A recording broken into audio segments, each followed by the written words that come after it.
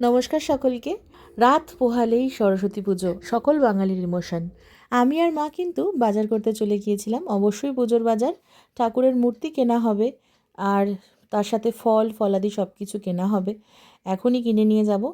আর তোমরা দেখতেই পাচ্ছ আমার কিন্তু ঠাকুর কেনা হয়ে গেছে। আমরা ছোট মূর্তি পুজো করি, কারণ প্রত্যেক বছর বিশেষত গত 2-3 বছর ধরে মা নিজেই পুজো করছে বাড়িতে, ঠাকুর মশাই আর বলা হয় না। তো এখানে দোয়াত সব কিছু কেনা হবে। আর এখান থেকে আমরা কুলটাও নিয়েছিলাম, কলাও নিয়েছিলাম আর নারকেলি কুলও নিয়েছিলাম। তো দেখতেই পাচ্ছ আমরা কিন্তু পুজোর কেনাকাটা করছি।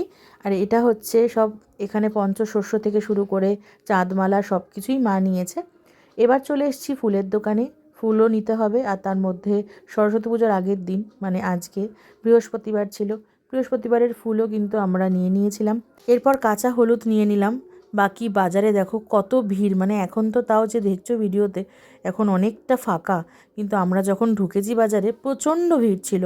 তোমরা সরস্বতী পুজো কেমন কাটাচ্ছ অবশ্যই জানিও। আর আমার এই ছোটো ছোটো ভিডিওগুলো তোমাদের কেমন লাগে অবশ্যই জানিও। ভালো লাগলে অবশ্যই চ্যানেলটা সাবস্ক্রাইব করে দিও।